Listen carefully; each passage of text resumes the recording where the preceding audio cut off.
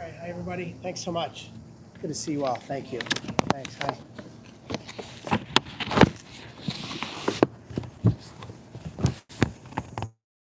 Right. No, we're good. Good afternoon, everybody. First, I want to thank the leadership here at Buffalo Toronto Public Media for joining me this afternoon. Beautiful Friday afternoon in Buffalo. We have Tom Calderon, the president and CEO, Nancy Hammond, the executive VP and COO, and Sylvia Bennett, the senior VP and chief development officer. Just got off a plane from Washington, D.C. Late last night, the congressional Republicans jammed through a horrific rescissions package that's going to hurt America, to be devastating to so many parts of this country that people have come to depend upon, especially as it pertains to public broadcasting. Over $1 billion cut to the Corporation for Public Broadcasting. That includes funding for PBS and NPR.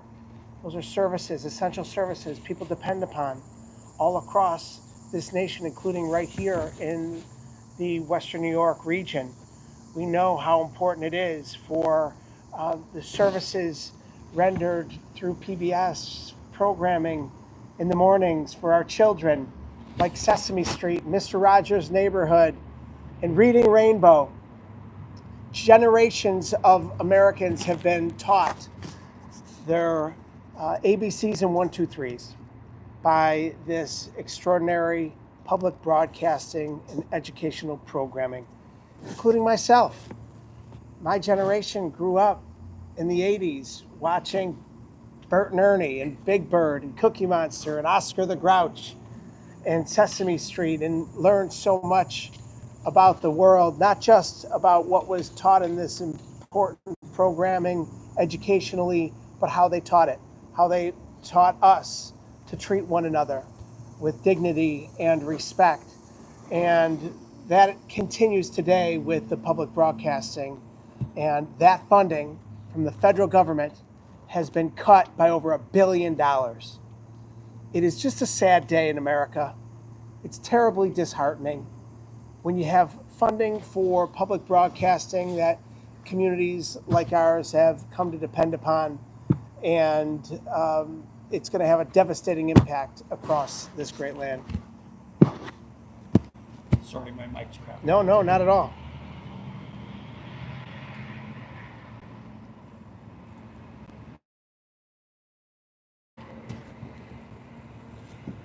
I'll say absolutely everything you already. Yeah, I'm going to start from the top. This is Tom Calderon. No, I'm just sorry.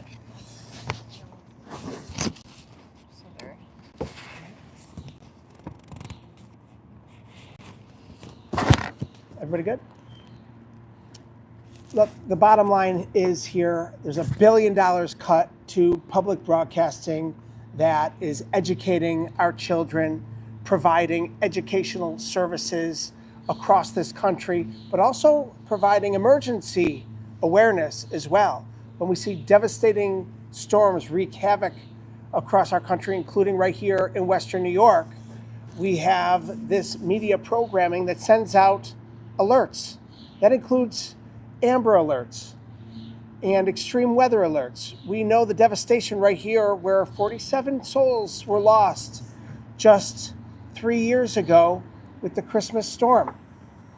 We'll never know the impact of how those alerts saved lives in our community, but we know that it works. We know that your phone buzzes with these alerts. We know with Amber Alerts when there is a child missing, we are all notified. This is important. 24 alone, there were over 11,000 emergency alerts that went out in this media market.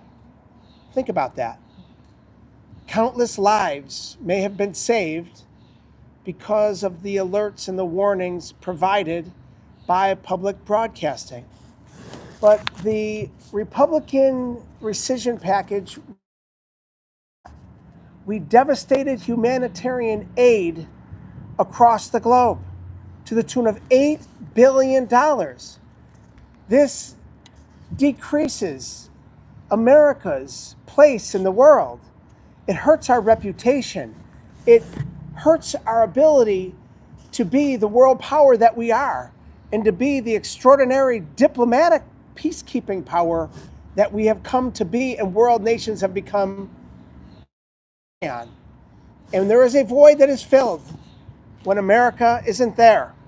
That void is now being filled by China.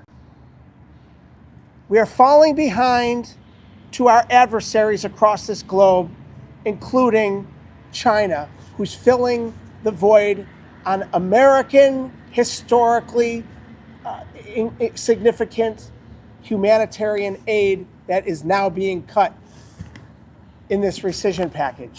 It's wrong and it should be reversed. Trump and congressional Republicans need to cancel these cuts.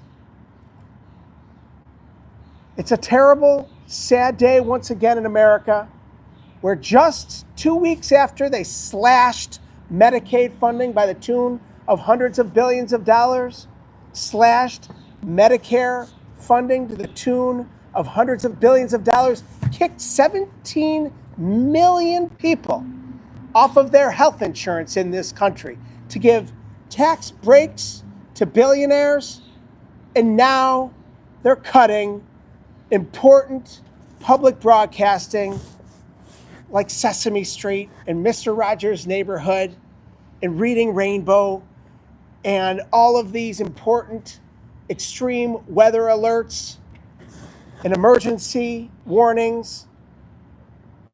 It's a sad day in our country. We're better than this. I have these amazing leaders that have joined me here today to talk more about what this means to public broadcasting in our community and across the country.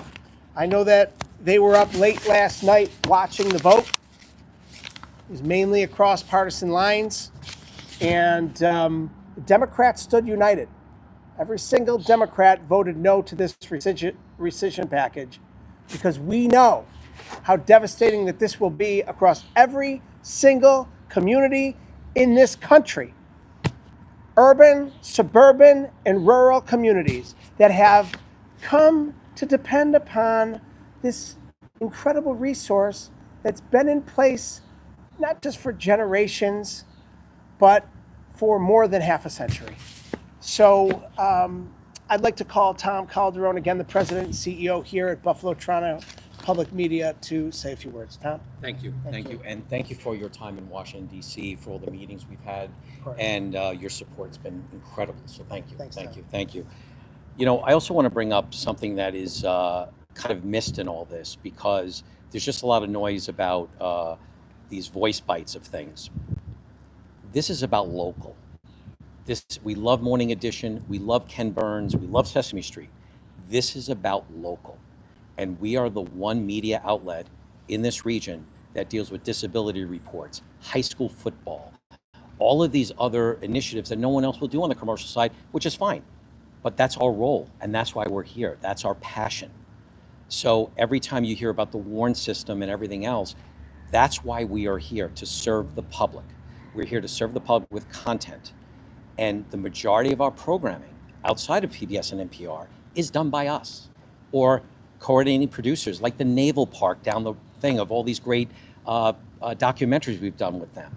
Having the opportunity to do a show like What's Next after the May 14th tragedy that still continues to be on the air. And also looking at Tapestry, a brand new radio show that is about going out to the outer rings of Erie County, places that are sometimes ignored by mainstream media. So we love our media partners in this region. They do great work, and we love partnering with them when we can, but we're here for the community at all times. We're here not for the ratings or the revenue, we're here for the impact. Impact is our measurable goal in public media, and that's why this is such a devastating day for us. Also, don't be fooled. A lot of this has to do with journalism too. Just follow what's been going on lately. So we are now stronger than ever. We're gonna have a little bit of a bumpy road in the next couple of months just to figure this all out, But just so everybody knows, whether you watch us, listen to us, or not, we've been prepared for this since the election. So, but one thing stands true: we will constantly be here for the community. Full stop. Thank you. Thank you, Tom. Thanks. Thank you very much. And that is very hard, given these devastating cuts and this sad day, to have amazing leaders like Tom and like Nancy and like Sylvia and their team here in Western New York. I think it speaks to the fabric of our community. What Tom touched on, I think, is very important here. And it goes back to the inception of this public funding back to 1967 that was created as a way for government to ensure that communities were given unbiased news reports and weather alerts and emergency services when they needed it the most. And this wasn't lost. This information was not lost in the ratings sweepstakes. That's why public broadcasting was built in the first place well over 50 years ago. And the sad fact here today is that because of Donald Trump and congressional Republicans, they are slashing this funding based upon a partisan belief that they believe that our media markets are biased and they are hurting their ability in Washington to carry out their extreme agenda. It is unfortunate. It's the reality of the situation. We are better than that. We're fighting against it. And I'm proud and I'm thrilled to hear that Buffalo, Toronto public media will continue to thrive here because of the leadership here. But again, when you cut $1 billion across this country, not every community is going to be safe. And there are communities that depend on this funding, including and especially in rural America, where there might just be only one AM station, where when there are tornadoes or hurricanes or flood warnings that have to go up, there might just be one employee or two employees in one station in far off parts of rural America. Oftentimes, these are communities that are represented by my colleagues on the other side of the aisle. The bottom line is they're hurting their own constituents. Once again, cutting Medicaid, cutting Medicare, cutting people, millions of Americans off of health insurance, and now cutting access to a lifeline of public broadcasting, emergency warnings and alerts and services, all to give tax breaks to billionaires. It's sick and it's twisted. And again, this country is much better than this, and we deserve much better than this, what we're getting out of congressional Republicans and out of the White House. I'd like to ask Nancy Hammond, again, the executive VP and COO here at Buffalo Toronto Public Media, to say a few words. Thank you, Senator, and thank you again for all that you have done in support of public broadcasting. So Tom mentioned local, the Congressman mentioned local and education. So I'll just speak a little bit about how we go beyond your traditional broadcast to provide educational materials to our communities. So we have a learning and engagement team who in community organizations, libraries in the Western New York and surrounding counties, but they also prepare curriculum materials that are related to all of the programming that we create. These materials are available to teachers, to parents, to homeschoolers on PBS Learning Media. And they're used in the classroom. They're valuable tools that are available free of charge to the community. So we do so much more beyond just the broadcast. We have been working with the underserved community. We've created toolkits in population can have their kids get ready for school, and these have been translated into multiple different languages. So those are some of the hidden things that we do that really I think people don't know about. And also the Congressman mentioned Reading Rainbow. So people may not know that this local station right here in Buffalo, New York, co-created Reading Rainbow back in 1983. That's the power of public media, power of the local stations to have the ability to create content that just goes on for years and just has such an impact on people. So, we have all the great programming that we provide, but we also serve our community in so many different ways. So, thank you. Thank you, Nancy. Sure. Thank Pleasure. you very much. With that, I'll open it up to any questions. Mr. Kennedy, I'm wondering, do you see this as an assault on journalism as an institution as a whole? Do you see this as the beginning of more attacks on journalism? Certainly. Look, this is unquestionably an attack on journalism across America.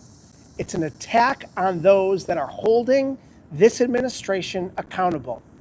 And this attack on public media has been going on for decades.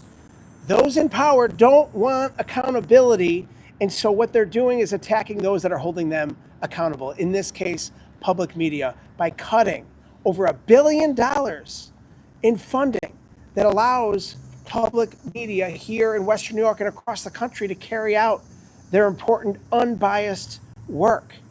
And it's a sad day because their goal is to carry out an extreme agenda. We need accountability in government and accountability held to government officials by local and national media and public broadcasting now more than ever before. And this funding certainly puts a dent in that being cut.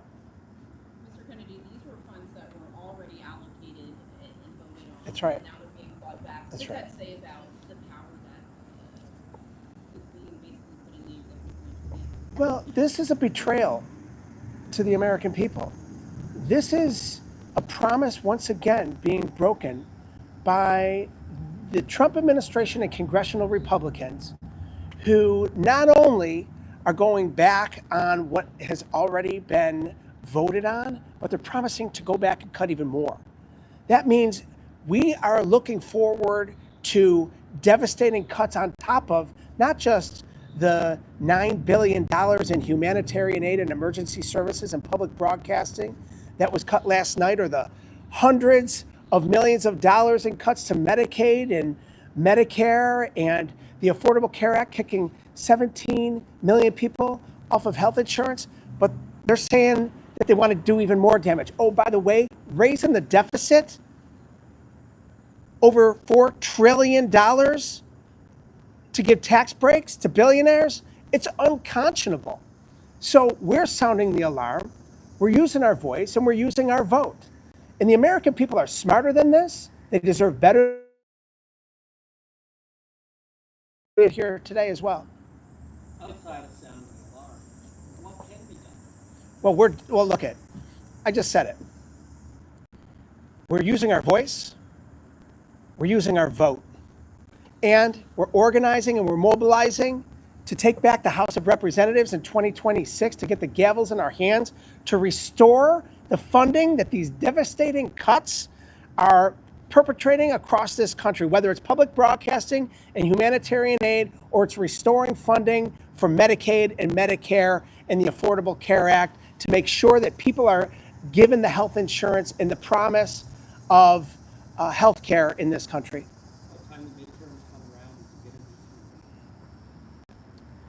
get it. Right now, we have 16 months before November. A lot of damage can be done. So what we've got to do is we've got to ensure that we're doing everything that we can to hold those that have the gavels right now, that are congressional Republicans in the House and the Senate, accountable. And that means when they're putting devastating cuts like this forward, we're calling them out. And what do you say to folks who, feel discouraged, who know that you've actually spoken out for the vote, and these just don't seem to be good enough because, again, things have been passed? What do you say to folks? Well, there is hope in this country. I believe in our community. I believe in better days ahead. November 2026 is just around the corner.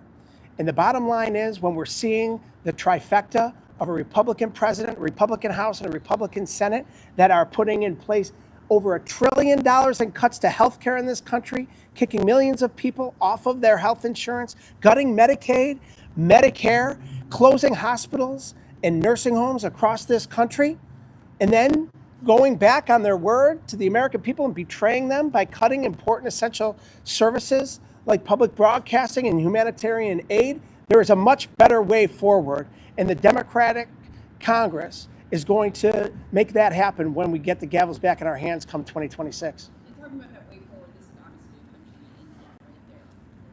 If we take that, but what's the alternative? Folks say, well, yeah, maybe, the country needs to save some money.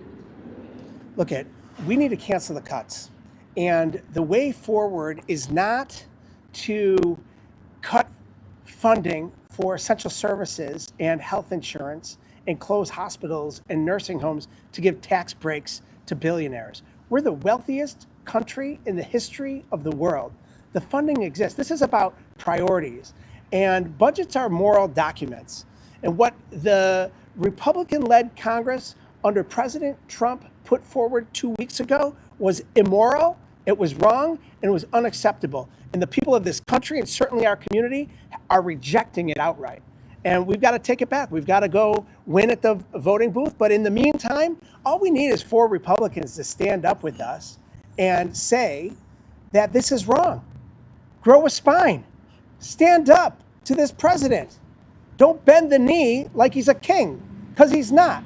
We're a democracy, the greatest democracy in the history of the world, and made possible by people that have fought and died for this country to exist as it does, and to have a Congress that fights back against an executive branch that is perpetrating wrong in this country. And that's what we need. We need Congress and the Republican members of Congress in this moment to step up and do the right thing. And if they're not willing to do the right thing, then the recourse is what we have at the voting booths. I have a question for Tom Calderon. Full disclosure, work at BTPM NPR, but haven't been in contact with you, and no one's fed me this question. No, it's okay. But you mentioned the challenges that BTPM is poised to face because of this, and that BTPM will survive. But can you elaborate on those challenges that stations are going to face, not just BTPM, but North Country Public Radio, some of our siblings across the state? Before I answer that question, I just want to echo Senator Kennedy for a second. The people in power should actually look at our digital series, Compact Civics, to learn about how this all should be working. Anyway, so to answer your question on that, that's the part that I'm most worried about, is the power of public media comes from the totality of all the affiliates.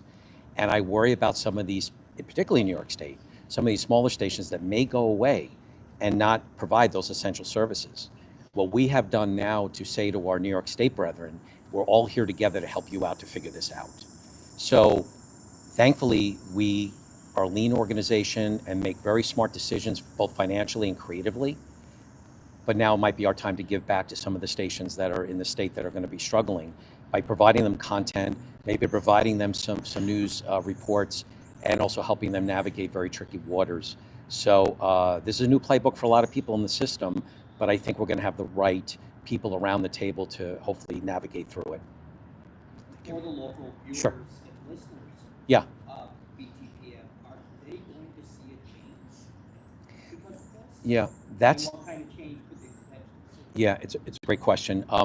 The idea is not to bring any change through the speakers and through the screens. Some of the changes may happen off camera and off microphone, in that we may redeploy services or redeploy initiatives around grabbing the revenue. Look, we're going to be down a lot of money, 15%.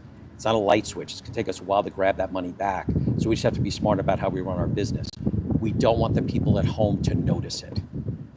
Yep, there might be more repeats. Yep, we might be repeating things a little more often on our radio properties. But at the end of the day, we have to care about what people are consuming from us, and we don't want that to go away. We have enough content that's been built in this building, plus really great creative partners in this city and region, that we have enough content to keep us going for a while.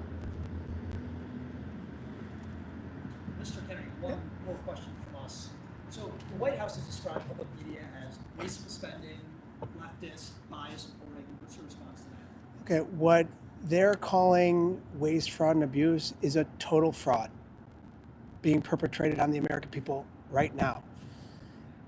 Providing Medicaid coverage, providing Medicare coverage, providing health insurance to millions of Americans is not waste, fraud, and abuse. What that is essential to health care in this country. And at the same time, when you think about the services that are provided by public broadcasting, Sesame Street, Mr. Rogers' Neighborhood, Reading Rainbow, that has helped to educate countless children and families across our community, certainly, and across this country. That's not waste, fraud, and abuse. That is essential programming for kids, especially those that don't have, the best home setting. Not everybody has the ability to provide that sort of support system at home and raise their children up. So they depend upon this educational programming from public broadcasting like Buffalo Toronto Public Media right here in the heart of the city of Buffalo to help their children grow. And I think there's generations of our community, including myself, that have benefited from this important programming. All right? Thanks, everybody. Thank you. Appreciate you being out here. Thank you. Thank you.